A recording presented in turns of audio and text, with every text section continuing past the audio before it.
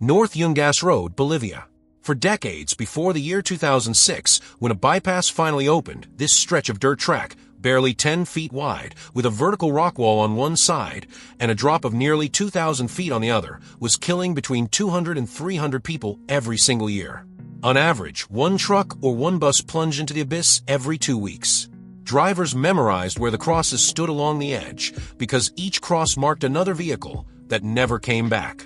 The waterfalls carved into the cliff poured straight onto the surface, keeping it wet all year. There were no guardrails. There was no margin for error.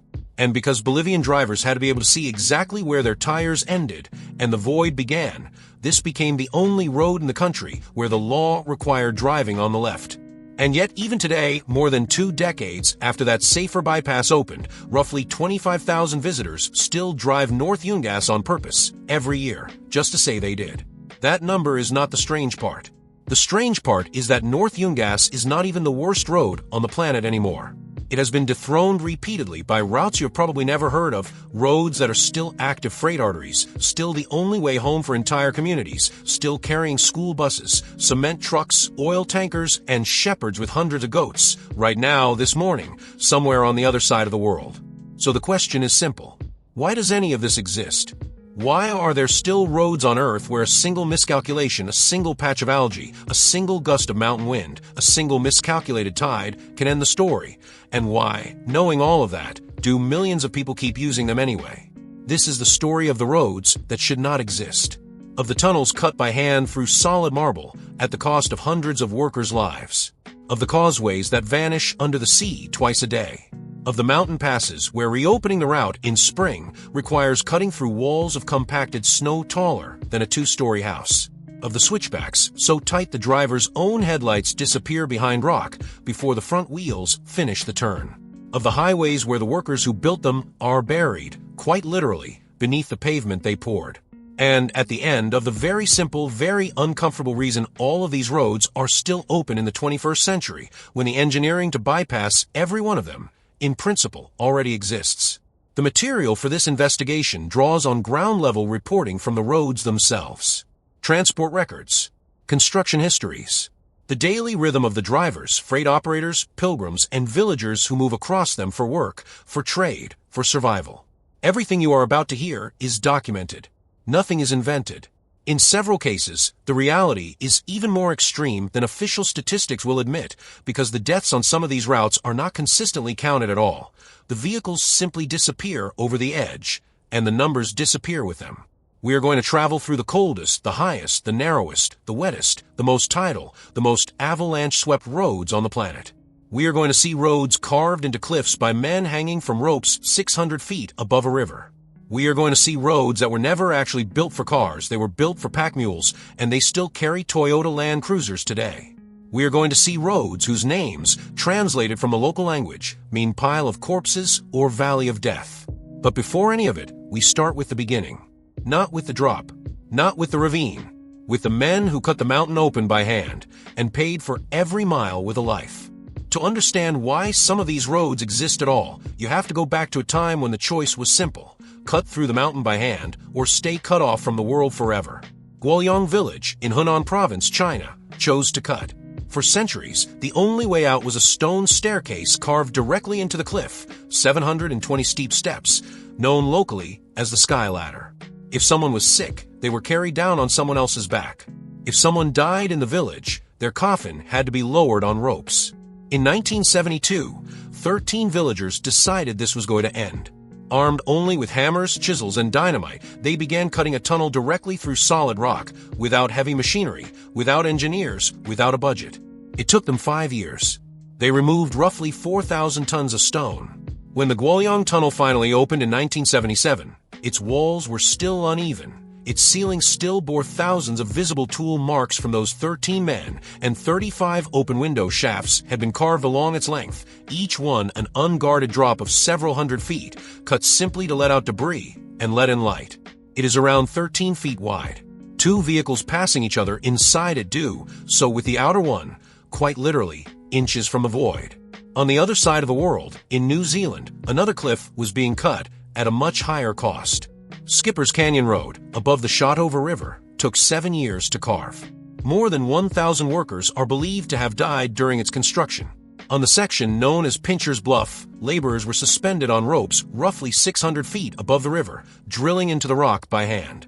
Today, that same road is the only place in New Zealand where every rental car insurance policy, 100% of them, becomes void the moment a vehicle enters. Its surface is cut from schist rock. In dry weather, it becomes dust that blinds.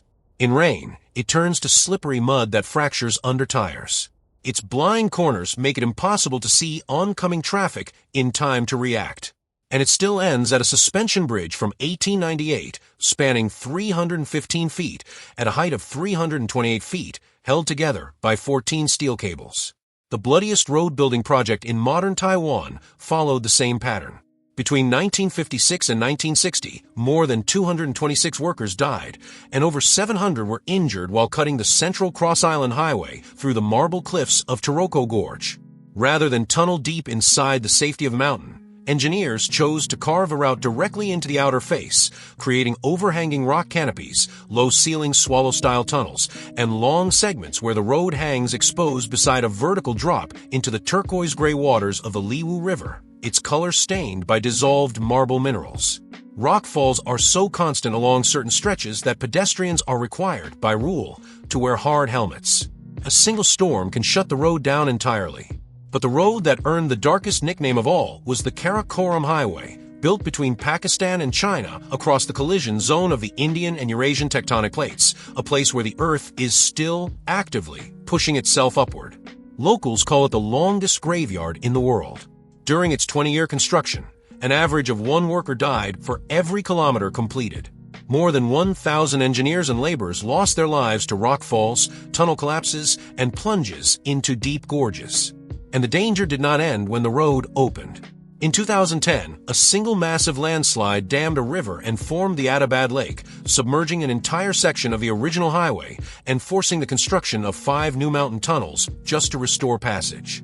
Even minor rainfall can trigger thousands of tons of rock to descend without warning. For roads, for cliff faces, for different centuries of engineering, from 13 villagers with chisels to 20th century state projects with thousands of laborers. And in every single case, the cost was measured not in dollars but in bodies. But there is a category above even this one, the roads whose death toll is so enormous that individual names are lost entirely, and the workers become just a number, if they were counted at all. There is a difference between a dangerous construction project and a road built on forced labor. And in the 20th century, 2 of the longest and most brutal roads on Earth were carved into the ground exactly that way. The Sichuan-Tibet Highway in southwestern China is regarded today as the roadway with the highest fatality rate in the country, with widely reported statistics citing approximately 7,500 deaths per 100,000 road users. But those are the modern casualties. The construction itself between 1950 and 1954 killed more than 4,000 soldiers and workers. The road they died to complete stretches for more than 1,240 miles across 14 snow-capped mountain ranges. The elevation shifts along it are so extreme that a driver can experience temperature differences comparable to 4 full seasons within 24 hours. It remains one of the most important land connections between the isolated Tibetan Plateau and the rest of China, carrying, on the same asphalt, freight trucks, tourist convoys, and Tibetan Buddhist pilgrims performing full-body prostrations, advancing one step at a time, on journeys that last thousands of miles toward Lhasa.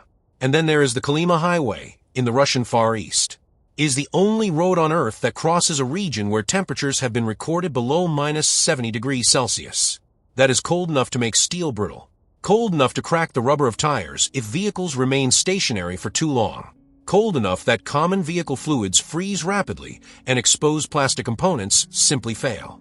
The road extends for more than 1,240 miles across permafrost, and it was built during the Stalinist period using prisoner labor from the Gulag system.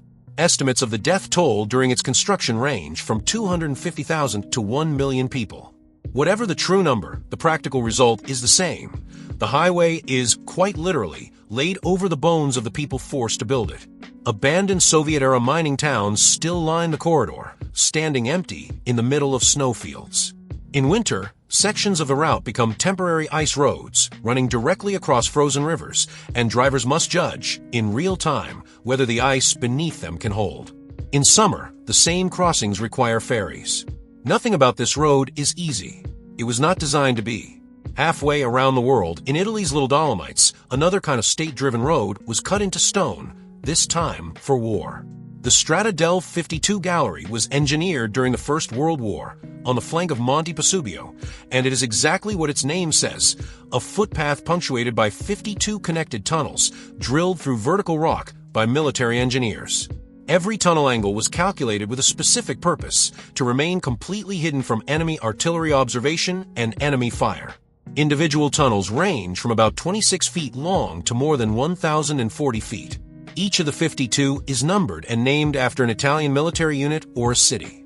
The path alternates meter by meter between total tunnel darkness and open cliff edge segments hundreds of feet above the valley floor. After repeated serious accidents, motorized vehicles, including mountain bikes, were permanently banned to protect the safety of anyone still walking through it. What began as a military supply line is now one of the most demanding hiking routes in Europe. If you like seeing how these roads were built, tap the like button. It genuinely helps this kind of investigation reach more people, and it costs you nothing. Not every road built by hand belongs to the deep past. In 1965, in the desert borderland between Namibia and Angola, about 20 men set out with basic tools to dig and stack stones along a route that no vehicle had ever managed to cross. 4 months later, using only manual labor, they had produced the original track of Van Zil's Pass, a route so extreme that today, the international off-road community effectively recommends it only as a one-way descent from east to west. Climbing back up is considered nearly impossible. The gradient is too steep. The surface is too loose. Trailers whose towing structures failed under the terrain still sit abandoned along the pass. After every rainy season, drivers have to physically get out and manually reposition large rocks to rebuild whatever route the water washed away. About 6 miles of descent can take 3 to 6 hours to complete, meter by meter. The pass is unofficial in the National Road Network. It is blacklisted by rental car companies. And it exists at all because 20 men, 61 years ago, refused to accept that the terrain could not be crossed. Some roads are built at human cost. Others are built to defeat a battlefield or a border or a mountain. But there is a third category, and it is stranger than either, the roads where the enemy is not gravity, not war, not rock. Is the sea. There is a road in western France that exists only twice a day. The rest of the time is at the bottom of the Atlantic Ocean. Passage du Gois is the longest natural tidal causeway in Europe. It stretches about 2.5 miles across the Bay of Bourgneuf, linking the mainland to the island of Noirmoutier. And twice every single day on schedule, the sea rises and swallows the entire road under roughly 4 to 13 feet of water, depending on the tidal cycle. Then, hours later, the tide retreats and the causeway resurfaces, coated in algae, seaweed, and marine silt from having spent half a day underwater. That coating turns the surface into something close to ice. Every year, dozens of vehicles are overtaken by the incoming tide because their drivers miscalculated by minutes, sometimes seconds. 9 elevated rescue towers rise above the surface along the route. They are the only refuge for anyone trapped on foot when the water begins to close over the road. And in the strangest twist of all, as soon as the sea retreats, thousands of people gather along the exposed edges to harvest shellfish, and the site hosts a foot race called Foulées du Gois, where competitors run directly against the rising tide, literally racing the ocean. Farther north, along the coast of Norway, the same battle with the sea produced a very different engineering answer. The Atlantic Ocean Road extends about 5.2 miles across a landscape of small islands and skerries in the county of Møre-og Romsdal. During its construction, between 1983 and 1989, work crews endured 12 major storms, one of the most severe weather exposure records ever documented for a coastal transport project. The curved spans of its bridges are not shaped that way for beauty. They are aerodynamic. The curvature is calculated specifically to disperse strong wind forces coming off the open ocean. Even so, the weather here can shift from clear skies to a full storm within minutes. Waves regularly wash over the roadway. Visibility drops. The Storsissundet Bridge, the most famous span on the highway, has an incline and a curvature that, seen from certain angles, appears to end in midair. The roadway seems to simply disappear before descending on the opposite side. Is one of the most photographed roads on Earth. It is also, on the wrong day, one of the most terrifying. Then there is the desert equivalent, a road that is not fighting water, but sand. The Darim Desert Highway in Xinjiang in western China stretches for more than 310 miles across the Taklamakan, the largest shifting sand desert in the country. To keep the paved surface visible at all, more than 100 pumping stations, spaced about 2.5 miles apart, operate 24 hours a day, irrigating protective vegetation belts along both sides of the road.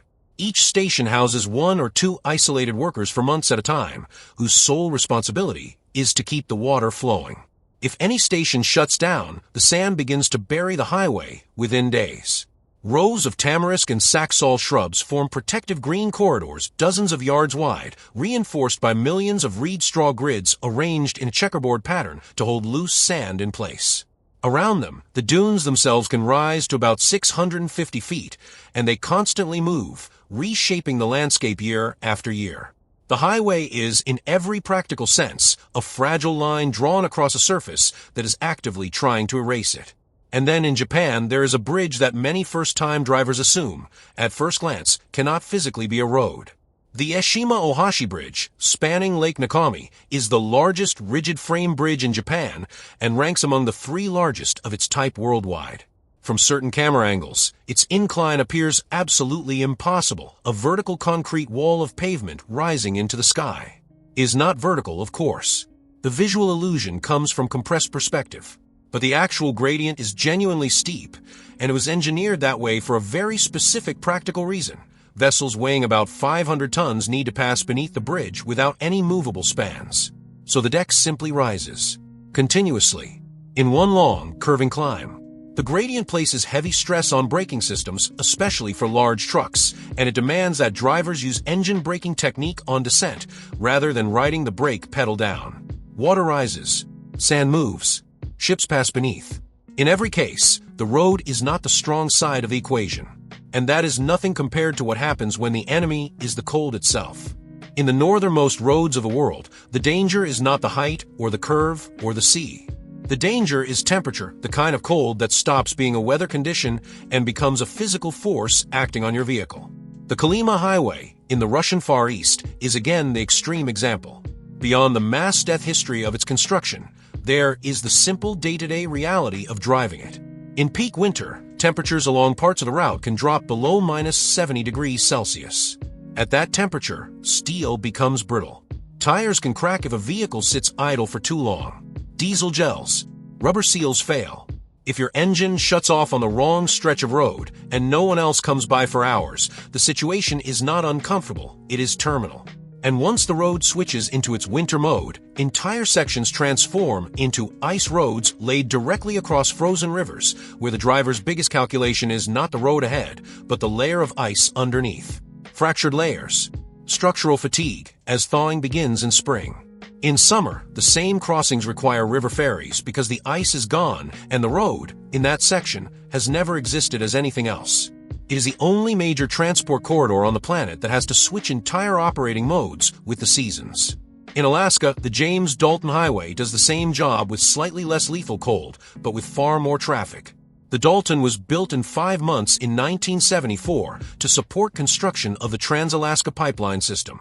It stretches about 414 miles, and more than 70% of its surface is still gravel, dirt, and crushed stone decades later. Winter temperatures can drop to around -80 degrees Fahrenheit, cold enough to freeze common fluids rapidly, and cause structural failure in exposed plastic components. It is one of the very few roads in the world where helicopters patrol twice daily, specifically to locate broken-down vehicles or accident victims buried in snow, because there is no cellular coverage across most of the route. Along a continuous stretch of approximately 240 miles, there are no fuel stations. No services. Nothing. Statistics indicate that roughly 1 out of every 50 motorcyclists who attempt the route experiences an accident. In summer, the surface turns into deep mud. In winter, it becomes lethal ice sheets. And along the entire highway, heavy oil supply trucks have absolute priority. Smaller vehicles must pull aside when they approach because the trucks cannot afford to slow down, and the physics of stopping a fully loaded rig on gravel does not work in your favor. Deeper into Siberia, the BAM road offers a different flavor of the same nightmare. It runs alongside the Baikonur mainline railway corridor and contains one of the highest concentrations of decaying and collapsed wooden bridges still present along any active transport corridor on Earth. Most of those bridges were abandoned in the 1980s. They are now structurally hollow. Any of them can fail under vehicle weight at any moment. The road itself crosses thawing permafrost, meaning entire sections sink into bogs and are interrupted by deep, fast-flowing rivers with no built crossing at all. The Vitim River Bridge, considered the most hazardous single segment, spans nearly 1,970 feet at a height of about 49 feet. Its deck is formed only by narrow timber planks aligned with the wheel tracks. There are no guardrails. There is no maintenance schedule. The planks are simply what remains. As a result, BEM Road is now a route attempted by only a very small number of specialized four-wheel drive expeditions and adventure motorcyclists, the kind of people who go looking for the world's most abandoned infrastructure and treat it as a personal challenge. But not all cold country roads are remote. Some run through the Himalayas and carry buses full of ordinary passengers every day. The Zojila Pass in India is the only road link between the Kashmir Valley and Ladakh, and it records one of the highest rates of truck and bus accidents in the country. Its width is barely enough for a single vehicle in many places. There are no guardrails. Fog, dust, and strong mountain winds are constant. And in winter, snow accumulation on the pass has reached approximately 49 to nearly 79 feet, creating an almost permanent avalanche risk and shutting the road entirely for roughly 6 months a year. Reopening it in spring is not maintenance. It is a full military-scale operation in which India's Border Roads Organization uses heavy machinery to cut vertical channels through walls of compacted snow taller than the vehicles that will drive between them. And during migratory seasons, drivers must share this single-lane dirt track with massive flocks of sheep and goats, producing traffic bottlenecks unlike anything on any highway system in the world. Cold, sand, ice, water. So far, we have looked at what nature does to the road.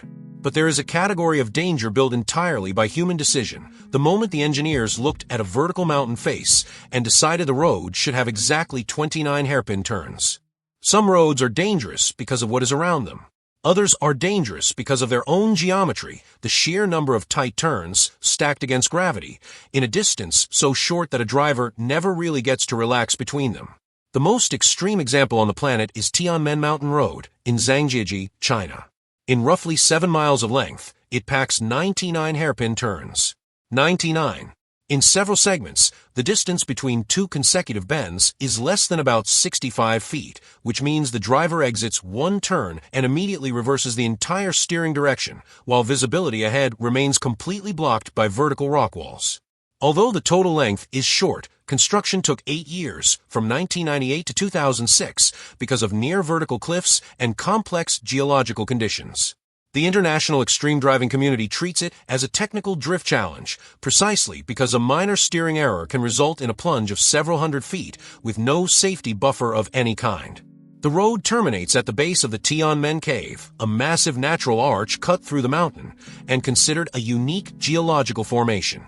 Because of the steep gradients and blind corners, private driving on it is heavily restricted. Visitors board dedicated buses operated by highly trained drivers who maintain constant engine torque on the incline to prevent the vehicle from rolling backward. In eastern Turkey, the Baybur D915 road frequently surpasses even Bolivia's North Yungas in global rankings of the most dangerous roads in the world, and the reason is its geometry. The route contains 29 sharp turns, and its Darabasai section compresses 13 consecutive bends into roughly 3.1 miles, climbing from about 5,615 feet to nearly 6,675 feet. The roadway is narrow. In many places, it allows only one vehicle at a time. There are no guardrails, and it is a daily transport artery for local residents, carrying everything from motorcycles to heavy freight trucks, not a tourist novelty. When winter weather closes it, the shutdown can last for months, giving D915 one of the longest annual closure records in the entire northeastern Turkish road network. If you want more of this kind of investigation, the roads, the systems, the impossible engineering, tap subscribe. That is what tells the algorithm to bring you the next one. On the Chilean side of the Andes, Los Caracoles Pass takes the switchback problem and stacks it vertically. The pass is considered the most dangerous road in South America, and it features 29 hairpin turns stacked into mountainside almost on top of each other, with almost no straight sections between them. Many of the curves along sheer drop-offs still lack guardrails, and yet heavy cargo trucks and double-decker buses continue to use the road every single day. The pass frequently closes due to snowstorms and avalanches, and major weather events have historically buried hundreds of vehicles at once and isolated the route within hours. The dominant landscape here is barren, gray high-altitude rock, where vegetation is nearly absent because of harsh climatic conditions. And then once you finally cross into Argentina, the gradient decreases noticeably. The road becomes gentler. It is the same Transandean corridor, but geometrically, it is a completely different animal on either side of the border. In the mountains of Guizhou, in southern China, engineers wrote a smaller, purer version of the same idea. The 24-zig road contains 24 consecutive 180-degree turns within a distance of about 2.5 miles. The turns are arranged in a nearly symmetrical Z pattern, calculated to maintain a consistent gradient along the rocky mountainside. The road's original gravel and compacted earth structure has been deliberately preserved rather than fully paved because the road itself is a historic wartime supply route. At its operational peak, it carried more than 15,000 tons of supplies per month across this narrow, steep terrain, a place where small deviations in wheel position could result in serious accidents. Fog frequently covers the switchbacks, and visibility can drop significantly for short periods.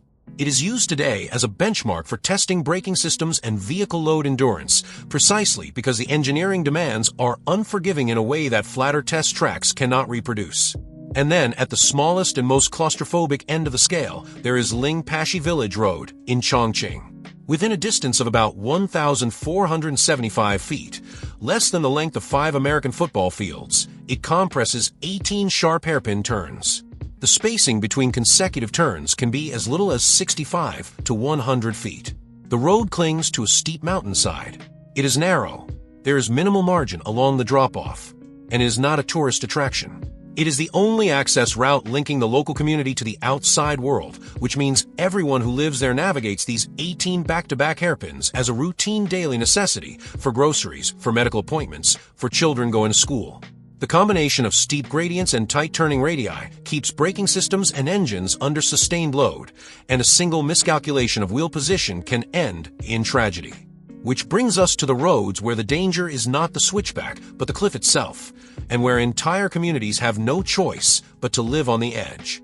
For most drivers on Earth, a mountain road is an occasional experience, a weekend, a road trip, a scenic detour. But for millions of people, a cliff edge road is simply the way to work, the way to the market, the way home. The Kabul-Jalalabad Highway in Afghanistan is known as the Valley of Death because of the combination of steep canyon terrain and decades of armed conflict along its route. Bomb craters and marks from anti-tank weapons can still be observed on the road itself and on the surrounding slopes. The highway runs along sheer cliffs with the fast-flowing Kabul River far below, forming a narrow transport corridor squeezed between rock walls and water. Formal traffic signage exists, but in practice, driving behavior on the highway operates with minimal adherence to it. Heavy trucks dominate the road. Smaller vehicles are frequently forced toward the edge. Vehicles plunging into the ravine occur so frequently along this route that precise annual casualty figures are not consistently documented. And despite all of that, the highway remains a critical freight artery, carrying thousands of import and export trucks that sustain economic movement between Kabul and eastern Afghanistan. There is no alternative, so the trucks keep running. In the Philippines, the Halsema Highway carries the local nickname the Death Road for reasons that are equally straightforward. During the monsoon season, it records one of the highest rates of landslides and rockfalls in the world, with entire mountainsides capable of collapsing and erasing sections of roadway within seconds. Dense fog is a constant. Visibility can drop to nearly zero, even in full daylight. Several stretches are carved directly into solid mountain slopes, forming half-tunnel sections with massive natural rock overhangs pressed close above the roofs of passing vehicles. The highway winds along drop-offs reaching thousands of feet, and yet many of the sharpest curves remain completely unguarded, no barrier of any kind between the vehicle and the abyss. Repeated fatal crashes over decades have made Halsema a defining data point in any global ranking of dangerous roads, but for the drivers who live along it, it is simply the artery of the region. In the western Himalayas of India, the Karakoram Road takes this idea to its absolute physical limit. It is frequently ranked among the 3 most dangerous roads in the world. The entire stretch lacks guardrails or median barriers of any kind. At its narrowest points, the roadway is only wide enough for a single small jeep, meaning 2 vehicles physically cannot pass each other. When drivers meet head-on in these sections, one of them has to reverse dozens of feet along a slippery cliff edge to reach a rare passing niche, with the outer tires positioned only inches from the drop. Waterfalls pour directly onto the dirt surface in several sections, keeping the road wet year-round and dramatically reducing tire grip. Overhead rock formations jut outward like a low ceiling, forcing high-clearance vehicles to scrape their roofs against the cliff itself. Every meter of travel is a test of steering precision, and there are, again, no tourists here.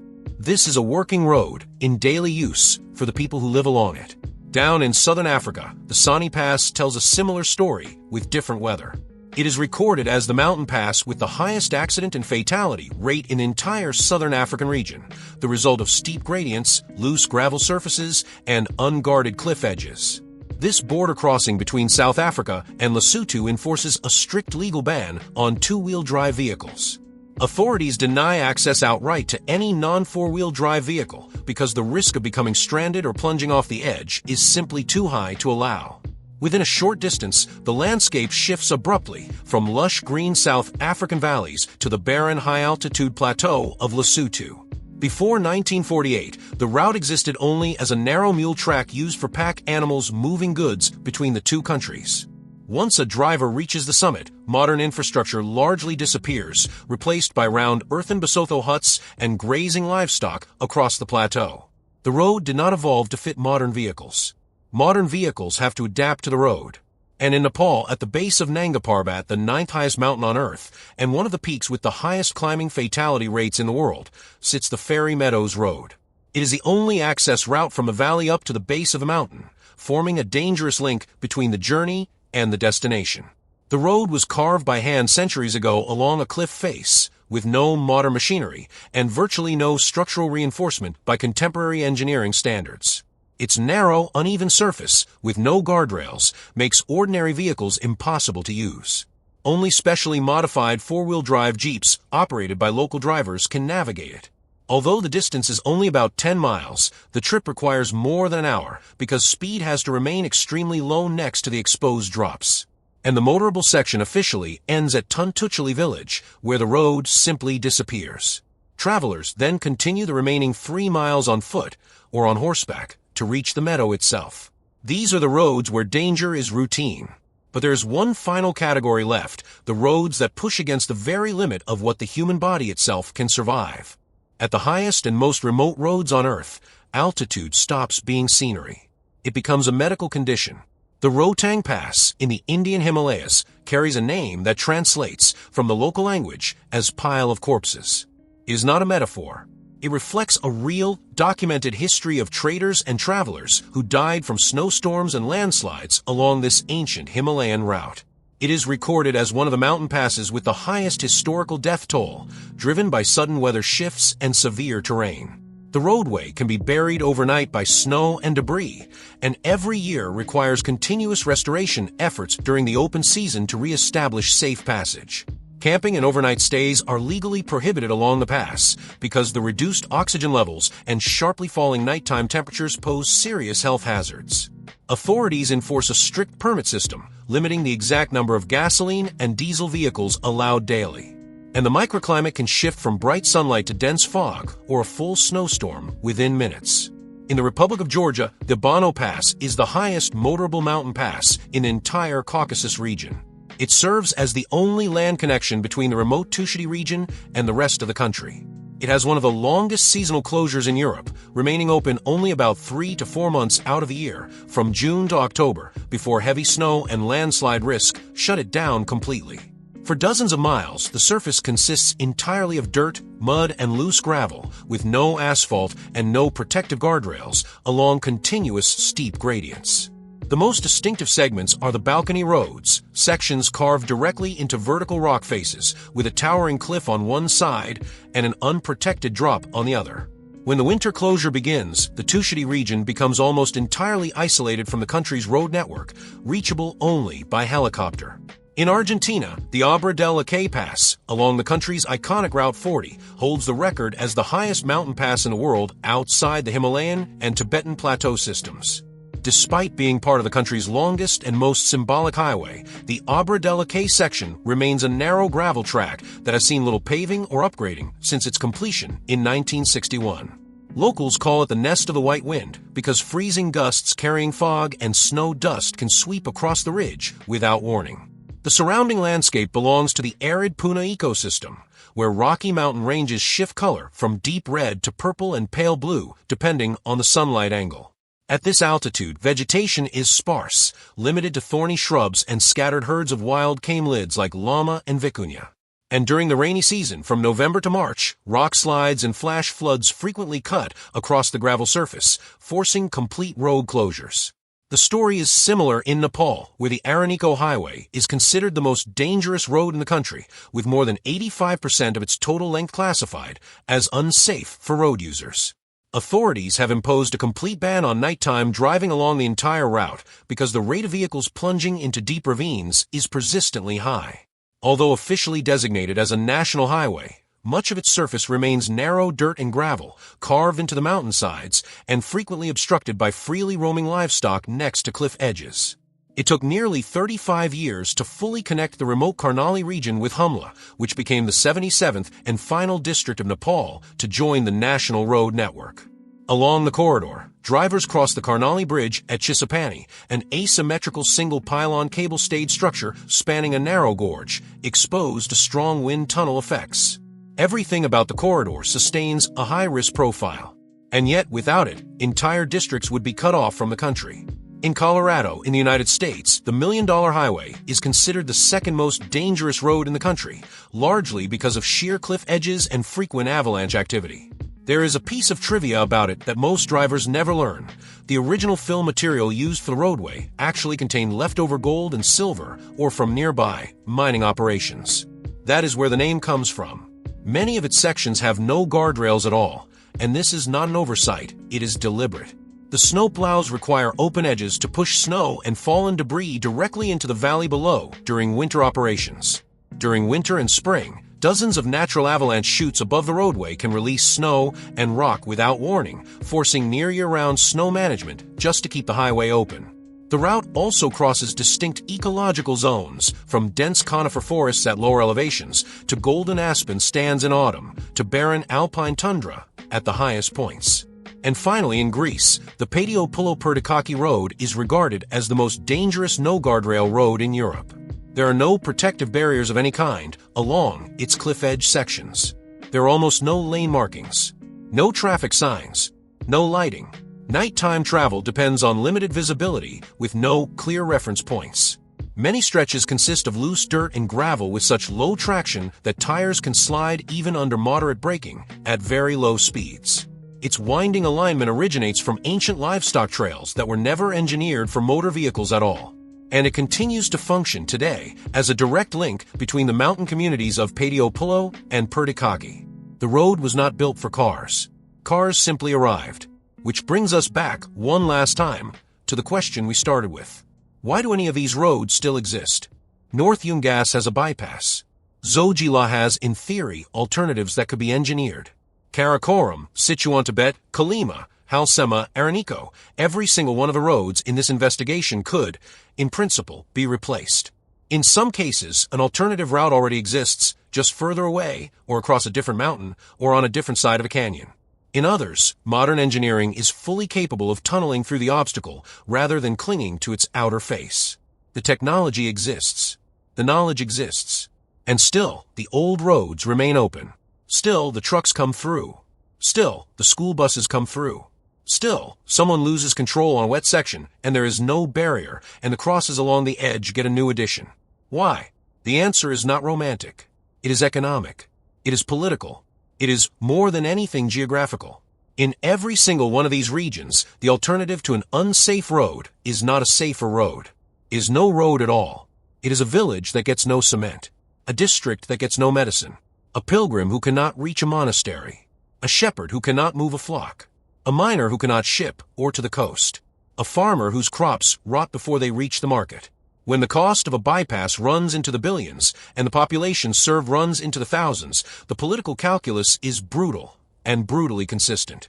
The people who use the road are almost never the people who decide whether to replace it. So they drive it. They memorize the corners. They learn where the crosses stand. They pass each other with one set of tires an inch from the edge. And they hope that today is not the day the wind comes wrong. There is another reason, quieter but just as real. These roads are proof that human beings will build a route across almost anything, given enough time and enough motivation. 13 villagers in Henan cut a tunnel through solid rock with hand chisels. 20 men in Namibia dragged stones for 4 months to create a track no vehicle had crossed.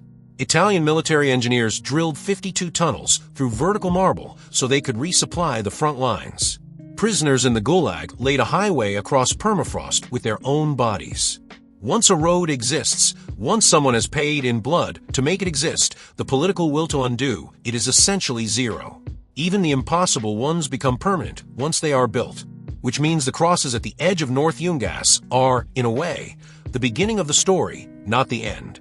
They mark the price that was already paid, and the price that is still being paid quietly on the roads that most of the world will never see. Somewhere on this planet, right now, a truck driver is easing forward around a blind corner with a wall of rock on one shoulder and a 2,000-foot drop on the other, and the wheels are turning, and the load is heavy, and the fog is closing in, and this is not an adventure for that driver. This is Tuesday. We opened this investigation on a cliff in Bolivia. We are ending it on the same cliff, and on hundreds of others exactly like it, still in daily use, all around the world. If this investigation was worth your time, hit the like button. It is the single most important signal that tells the platform to keep surfacing this kind of long-form work. Tap subscribe if you want the next one, because we are going deeper into the systems, the disasters, and the quiet decisions that shape the modern world, one story at a time. And in the comments, we want to hear from you on 3 specific questions. First, if you were the government responsible for a road like Kabul-Jalabad or Halsema, and you had a limited budget, would you spend it on a full replacement or on incremental safety upgrades along the existing route? Second, is the persistence of these roads a failure of infrastructure, or is it the honest reflection of what a fragile region can actually afford? And third, which of the roads you saw today would you actually drive yourself given the choice, and which would you refuse at any price? We will read every serious answer. See you on the next investigation.